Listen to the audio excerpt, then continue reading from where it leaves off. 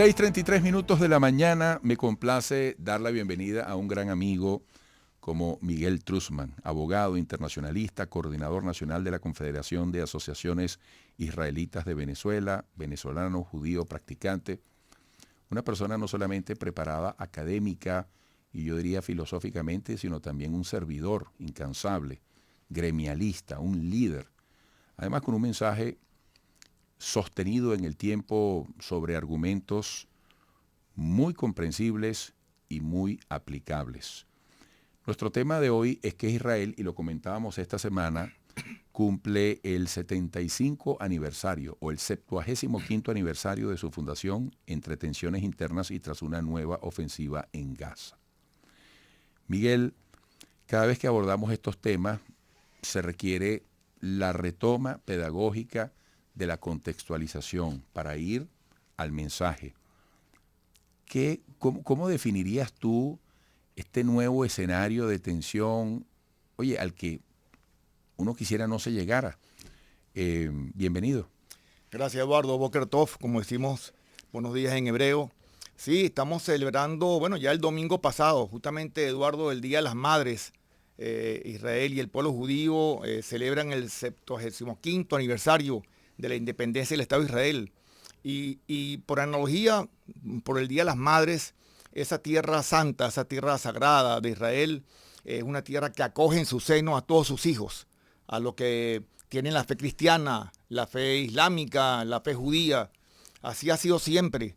Lamentablemente esta tierra ha visto mucho dolor, mucha sangre recorrida, desde la época del rey David, cuando el rey David instituye a Jerusalén como la capital del reino de Israel y su hijo Salomón construye el primer templo. De ahí para acá, Eduardo, imagínate lo que ha pasado. 1000 años de posesión judía, el imperio romano, los bizantinos, el califa Omar, en fin, todo lo que hemos venido los cruzados, después vino Saladino, los mamelucos, el imperio otomano y después la Primera Guerra Mundial, el imperio británico, con el mandato británico para Palestina. Todo esto lo que he recorrido en tan pocos segundos, estamos hablando de siglos de historia. Y después, por supuesto, vino la resolución 181 de las Naciones Unidas, el 29 de noviembre del 47, donde se parte Palestina. Recordemos que Palestina es un nombre puesto por los romanos en el 135 de nuestra era, justamente con la expulsión de los judíos de Judea, de Jerusalén, para borrar todos los vestigios judíos de la zona, tratando de imponer un nombre que era Filistín, que eran los filisteos, un pueblo marítimo que estaba por ahí en las costas de Gaza, de esa zona, pero vienen de Greta, vienen de Grecia, no es un pueblo semita. Entonces, todo este tema de todas estas transiciones de imperios en esa zona ha causado bastantes complicaciones históricas. Hoy en día, gracias a Dios, justamente, Eduardo, el día de hoy, el pueblo judío y el Estado de Israel está celebrando Yom Yerushalayim, el Día de Jerusalén, justamente hoy. ¿Qué significa eso? Está celebrando la reunificación de Jerusalén como la capital única e indivisible del pueblo judío. Y eso es debido a que después de la Guerra de los 6 días, donde varios ejércitos árabes atacan a Israel, Israel logra, por supuesto, la victoria, igual que pasó en la Guerra de Independencia y en la Guerra de Yom Kippur, y reunifica una ciudad que estaba dividida después de la Guerra de Independencia, donde los jordanos toman la parte este y la ciudad vieja de Jerusalén e impiden a los judíos orar en sus sitios sagrados. Tú has estado en Israel, Eduardo, en el Muro de los Lamentos, el muro occidental que quedó de la destrucción del segundo templo en el 70 de nuestra era por los romanos. Así que los judíos pueden reunificar Jerusalén y ya Jerusalén va a ser una ciudad sagrada para las 3 religiones monoteístas más importantes. Todas las personas, todos los credos de buena fe, de buena voluntad, pueden ir a Jerusalén y pueden orar.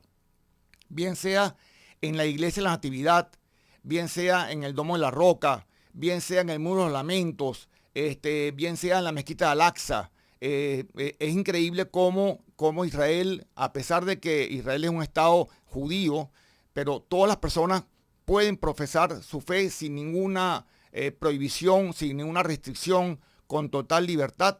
Lamentablemente hay movimientos islámicos radicales, que es una minoría del mundo musulmán que quiere la paz, pero esos movimientos radicales insisten todavía en un baño de sangre, en la destrucción del Estado de Israel, un Estado ya consolidado, autónomo. Estamos celebrando los israelíes y el pueblo judío en general el 75 aniversario de un milagro después de casi 2000 años de exilio, como te digo, de Judea y de Jerusalén por los romanos, volver a la tierra central del pueblo judío. Así que estamos muy, muy emocionados. Hoy vamos a tener una actividad importantísima para celebrar el 75 aniversario del Estado de Israel, donde el cardenal Baltasar Porras va a ser el orador de orden en esa actividad.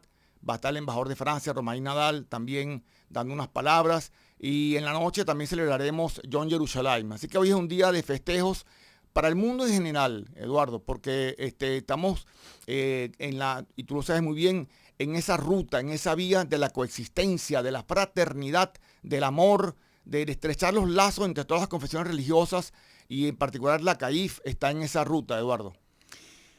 Miguel, después de toda esta interesante exposición, ¿cómo queda la paz? Oye, que a veces pareciera convertirse en una utopía, en la necesidad, en la desesperación, en las ansias. Oye, porque se eviten estos escenarios como el que hoy se están registrando precisamente en esa parte del mundo. ¿Cómo abordar esa perspectiva? Bueno, fíjate, tú has tocado un tema interesante, y la utopía. La utopía, muchos filósofos dicen que la utopía es inalcanzable, porque cuando tú caminas unos pasos hacia ella se aleja esos mismos pasos. Es decir, tú caminas 10 pasos y la utopía se aleja 10 pasos.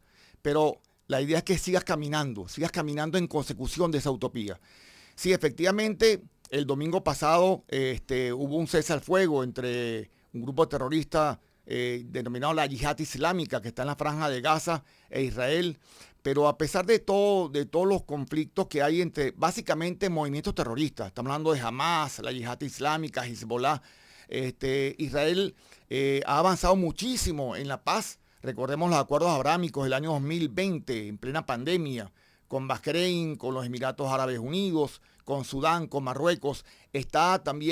Hay una visión muy importante con Arabia Saudita de que próximamente ojalá ese país tan importante y líder de la Liga Árabe, recordemos que la Liga Árabe es una liga de 22 países sunitas árabes, sería muy importante para el mundo islámico y para la región que Israel y Arabia Saudita puedan, digamos, tener ya una relación de paz con convenios alcanzados en esas importantes estados. Así que yo soy optimista en cuanto a que Israel debe mantener ese perfil de consecución de la paz con los diferentes países islámicos de la región, y esperar a ver qué pasa con el tema palestino. Recordemos que los palestinos están divididos en dos poderes, en dos áreas. Gaza, que está dominada, como tú bien sabes, Eduardo, por Hamas, básicamente por Hamas, como un movimiento terrorista, ha sido denominado por la Unión Europea, por la ONU, por países como Canadá, Japón, Israel, por supuesto,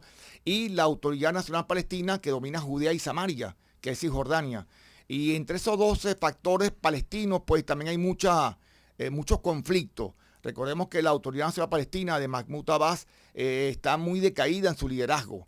Se le acusa de corrupción, se le acusa de muchos elementos que en las encuestas lo dan por muy debajo del fervor popular en relación al Hamas. Y eso es muy peligroso, porque el Hamas representa la violencia, representa la destrucción como leitmotiv, como objetivo fundamental.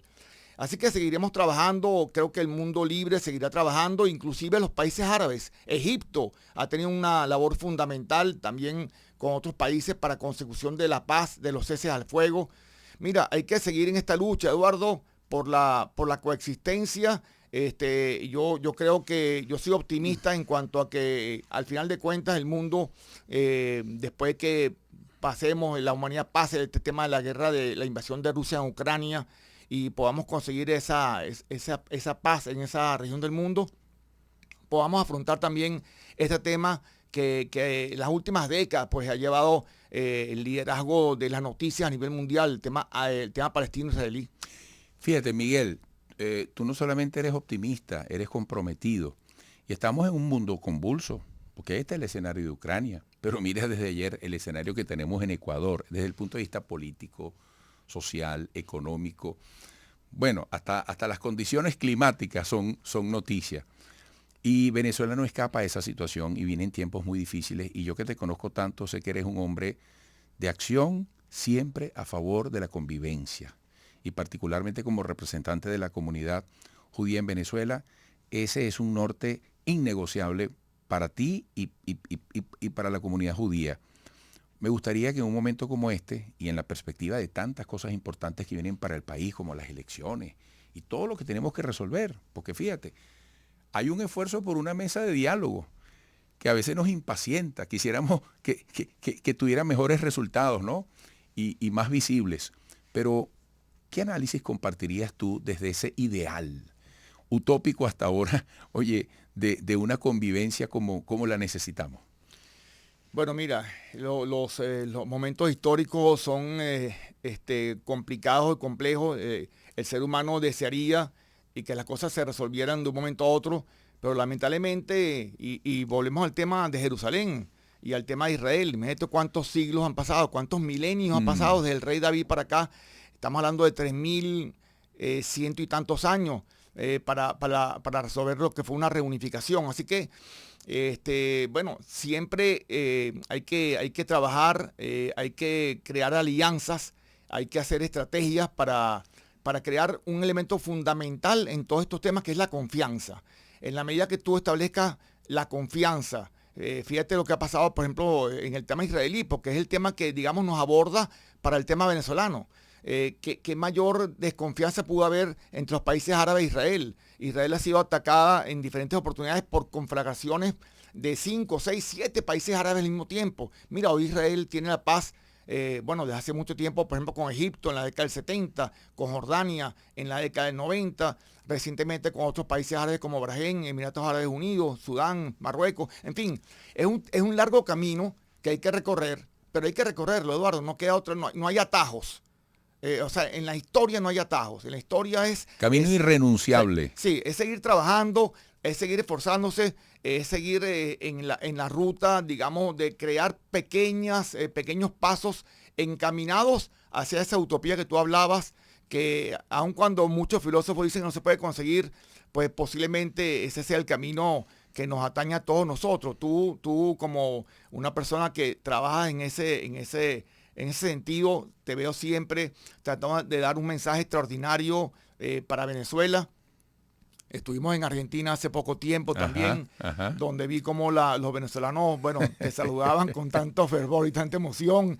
Y tú viste ahí cómo el judaísmo, el Congreso Judío, sí, tanto mundial como latinoamericano, siempre está en la búsqueda de la paz. Justamente, Eduardo, estamos por viajar nuevamente a Argentina en julio, para un congreso islámico y un congreso judío mundial. Es decir, el Islam y el judaísmo unidos en esa búsqueda que tú estabas hablando, en esa búsqueda de la paz y la coexistencia. Qué buen mensaje para el mundo, ¿no? Claro, es que no hay atajos. Qué buen mensaje. No hay ningún atajo. Hay que trabajar, hay que esforzarse, hay que crear pasos encaminados hacia la consecución de la fraternidad, de la coexistencia, del amor y real, o sea, no es nada ficticio, es una cosa que tiene que consolidarse con la confianza, con el abrazo fraterno entre todos nosotros. Somos hijos del Creador, Eduardo. Así es. Yo lo que interpreto al escucharte es que hay que mantenerse rebelde ante la utopía, ¿verdad? Sí, correcto. Esa es una hermosa rebeldía. Correcto. Sí, la utopía, sí, en búsqueda de esa utopía. Insistir. ¿No?